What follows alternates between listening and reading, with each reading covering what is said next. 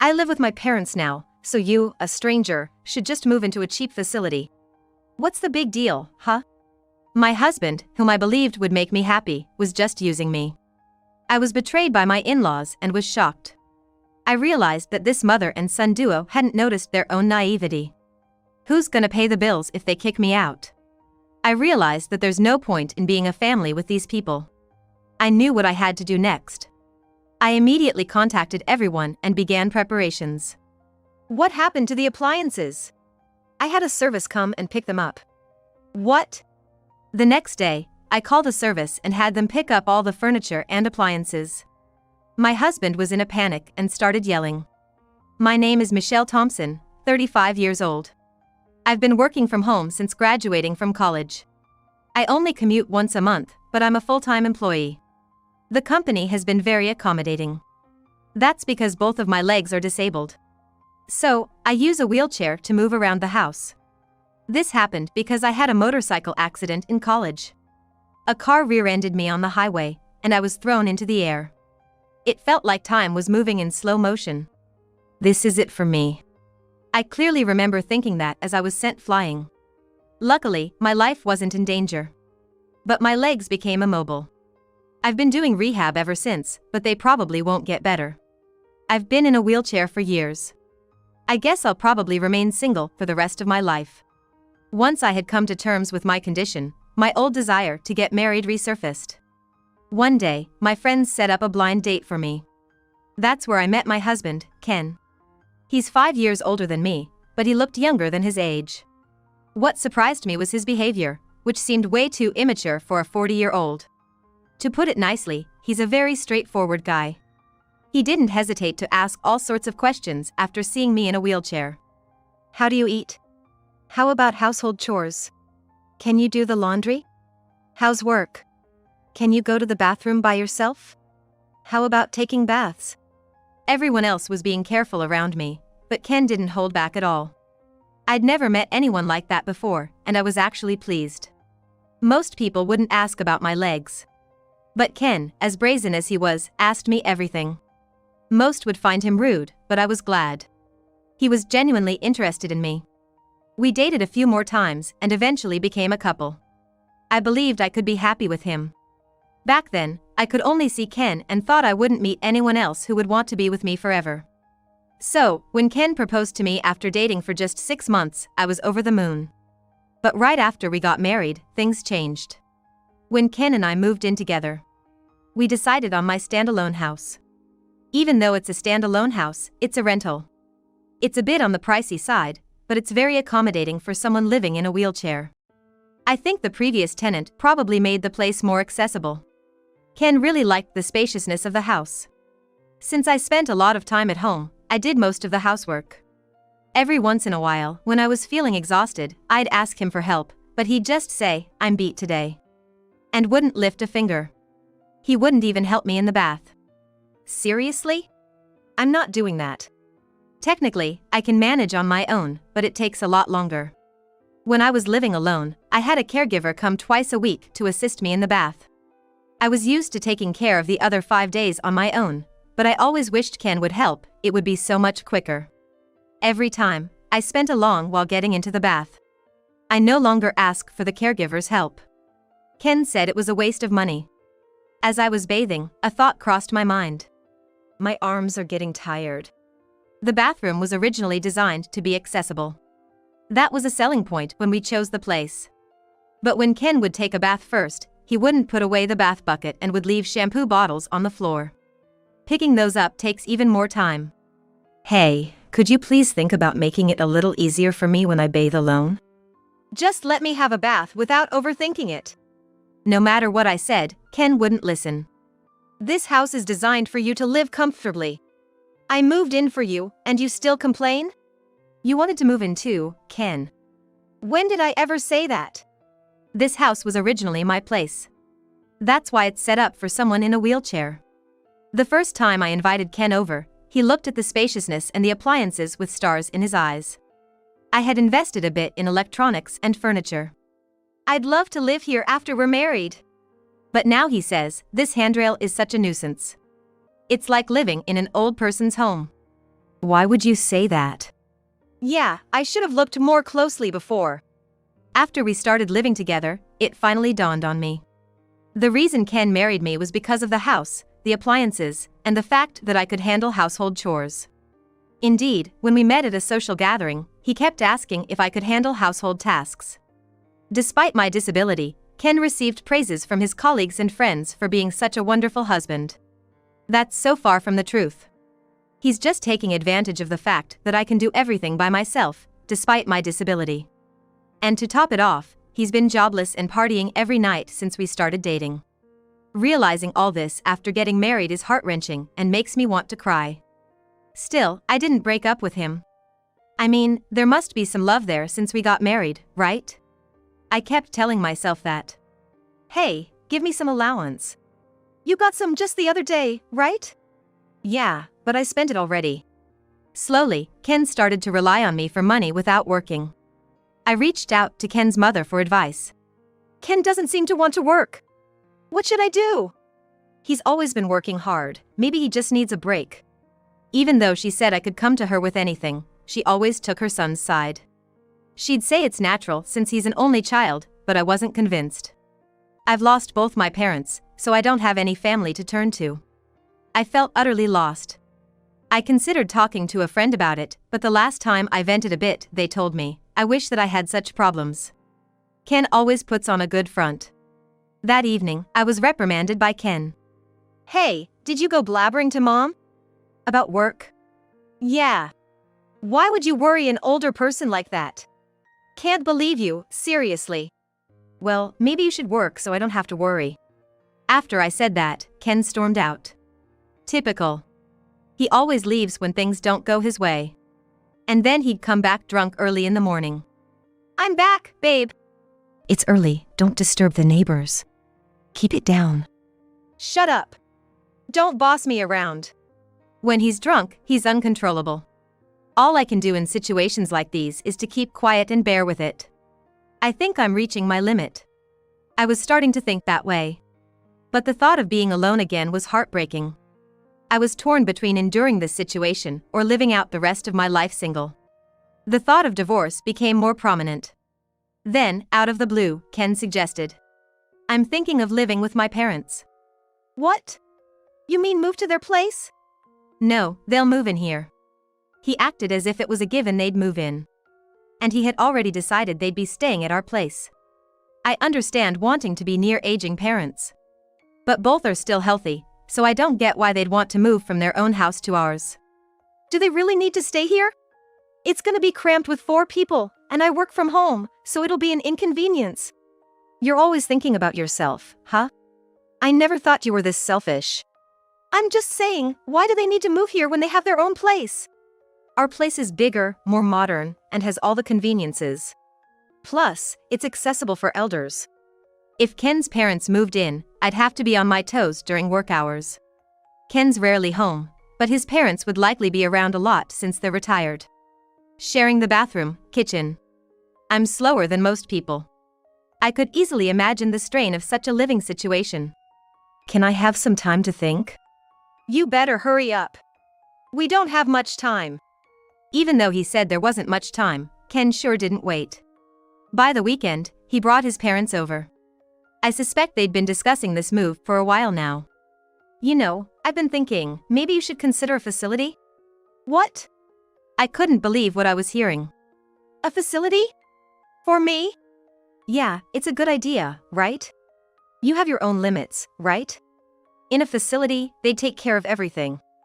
It seemed he was not just thinking about his parents moving in, but also about sending me away. I'd visit you from time to time. That woke me up. If not now, then when? Ken, what do you think I am to you? Huh? You're my wife, right? Would you really tell your beloved wife to go to a facility? Hold on. When did I say I love you, Michelle? I felt my face flush with anger. This guy, Ken, was using me. Didn't I know it all along? Wasn't it my fault for letting it get to this point? I thought I had to draw a line. Then, even more unbelievable words came out of Ken's mouth. In this house, I'm gonna live with my parents. You, an outsider, can go live in some cheap facility. What did you just say? I looked to his parents, hoping for some support, but they just had these eerie grins on their faces. Why are you laughing? What's the big deal, huh? Were they targeting my home even before our marriage?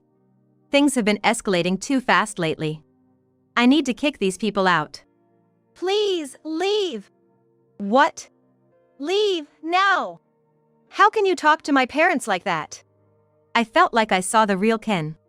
He was yelling at me with such fury. If he cares so much for his parents, why doesn't he earn his own money and build them a house? Why does he have to take mine? I felt like my head was on fire. It's okay, Ken.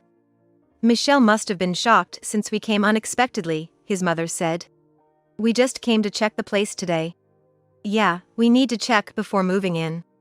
Looks like there are more appliances than last time. Seems comfy to live in. They are seriously here to take my home. I took a deep breath, trying to calm myself. As I took in the oxygen, a sudden question popped into my mind. If I leave, how are they planning to survive? His parents are on a pension and Ken's just a part-timer. I'm covering all the rent and living expenses. Who's gonna pay the $2,800 a month? Do his parents think Ken's earning the living expenses? Ignoring my concerns, his parents cheerfully left. Ken left with them. I'm gonna stay at my parents' tonight. Hold on, we need to talk.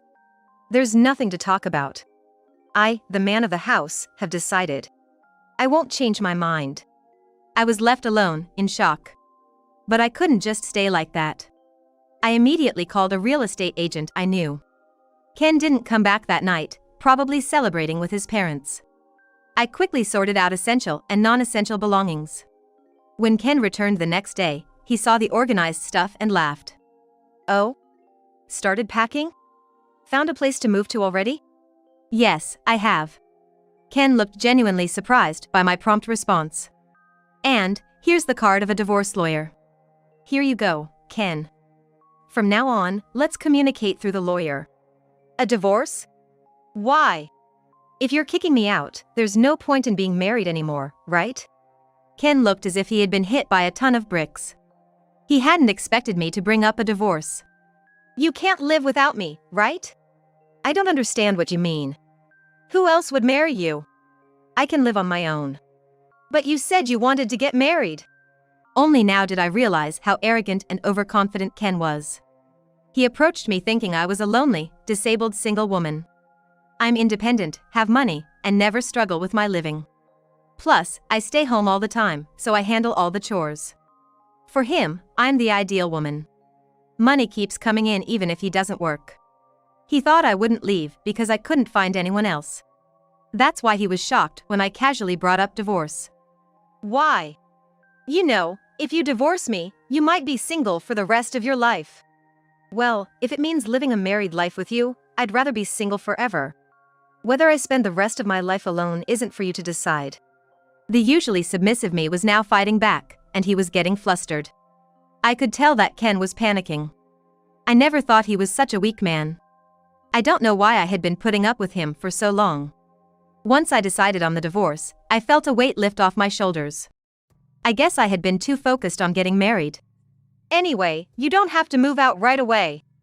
I didn't mean to rush you into a facility that soon. Oh, it's fine. I'll do as you wish. Don't worry.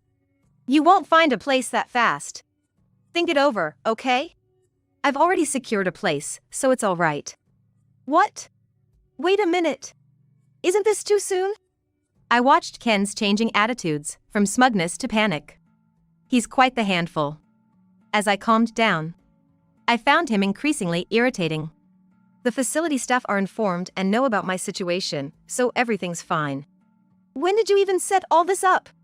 Were you preparing all along? Yes, even before I met you. Actually, I had been considering my retirement and had an eye on a certain facility. It's more like a condo. After an injury, during my hospital stay, I read various investment books. I had decided to invest in stocks and real estate. I had diversified investments between my salary and my parents' inheritance. The facility I had my eye on, I had already purchased and had been renting it out for income. I never mentioned this to Ken. It's my hidden asset. We don't need to get a divorce. I get it. You can stay here. Let's live with my parents. Do you not get it? Why would I ever do that? He seems pretty dense. Even after bringing up divorce, he still seems to believe he's the only one for me. Sorry, but my mind's made up. What's your problem? You're so selfish. If you come crying back later, it's not my problem. I won't be, so don't worry. Ken fell silent, deep in thought. It must have been a few hours. During that time, I was packing up my things. Then I heard Ken making a phone call. It sounded like he was talking to his parents. Pathetic, needing to rely on his parents for such decisions. As I thought this, Ken suddenly came to me. Fine. We'll get a divorce. Just leave quickly, Ken said begrudgingly. Maybe he'll miss having me around, like a housemaid. But he probably thought that living with his parents would save him from household chores. He has a house and it's fully furnished. No issues for daily life, at least for now. With that thought, he headed back to his parents' home. I'm gonna go talk to my folks about what's next. Get ready to move out quickly. Yes, I'll do that. I finished moving all my stuff in a week. During that time, Ken never showed up. We met again a day after the move was done. It was when I was trying to start my new life in my new house. Ken called me to come outside and said, "Hey, what's going on? This place is almost empty. Where are the appliances?" I had a service pick up those items for me. What? I had called a service the next day and had them collect all the furniture and appliances. My husband became agitated and started grumbling. Not only Ken, but also his parents were there. All the appliances here were bought by me. They are all from when I was single. The only thing that's yours is right there. There were only 3 cardboard boxes. I did leave the clear clothing container we bought after marriage. Michelle, we can't live with this. We need to split the property if we're divorcing. That's right. We can't live here like this. What are you talking about? Nobody can live here. What do you mean? The rent's $2,000, you know? Ken and his parents were stunned. I had told Ken when we got married. This isn't your own house? No, it isn't. I got a bit of a discount on the rent because I asked a real estate agent I know. If I move out, the rent will go up even more. Given that this is a property with disability access, and I've already received several inquiries from people with the same concerns, I recommended that they move out. Why didn't you tell us sooner? What are we gonna do now? I don't know. I did tell Ken. I didn't hear about it. I'll sue you. I saw that coming. Honestly, from an outsider's perspective, it might look like I selfishly got a divorce, broke the lease, and took all the furniture and appliances. But I was sure. You can sue, but do you even have the money for it? Ken's face twisted. He can't afford a lawyer. Even if by some miracle he could, I have an ace up my sleeve. I showed them some pictures. When did you take these? The pictures showed Ken gambling and womanizing. I spent my money on this. I'm ready to use these in court. Ken, what the hell? I thought everything was going well. It seems his parents were particularly agitated. What's going on? Then, suddenly, Ken started to apologize. I'm sorry. Please come back. I need you, Michelle. You're the one who kicked me out. We're already divorced, so what are you talking about? Besides, you don't love me, do you? If that's the case, I'll just leave. Then, this time, even Ken's parents began to apologize next to him. We don't have a place to live anymore. That was a shock. What do you mean? Our house got foreclosed on. Turns out, Ken's family home will be repossessed in a few weeks. They've gone bankrupt. The debt that his father accumulated grew like a snowball and became an amount that's impossible for retirees to pay. Ken, who used to receive an allowance from his parents when he was single, probably thought he was in trouble and decided to get married hoping for support. Now I understand why his mother was so kind before we got married. I can't help you now, we're strangers. Even if my folks and I end up homeless, are you okay with that? You brought it on yourself, didn't you? Can't you at least give me the electronics and furniture? You've got money, don't you, Michelle? Are you planning to sell them? His ulterior motive was clear as day. I firmly told him I had no intention of giving him even one piece of furniture or electronics. Please don't say that. Have some mercy. It's too late for apologies now. Sort it out on your own. That's why I'm asking. I can't sort it out. I told Ken and his father, who were so persistent, that if they couldn't pay the rent, they should move out. The place is in my name, so if I cancel the lease, that's the end of it. Evicting them was easy. In the end, even if the lease was transferred, jobless Ken probably couldn't afford to live here. I heard all of this from the real estate agent. I can't pay the rent. In the end, I decided to cancel the lease here. I no longer need this place, and since the divorce is final, everything is over. I somehow kicked out the stunned family of 3 and locked the door. What are we gonna do now? I can move into a facility. Goodbye. Facilities like that probably have no freedom and are the worst, right? Good luck in that crappy environment. Maybe Ken felt unsatisfied not having the last word, because he spat out those bitter words. I ignored Ken and his parents and left the scene.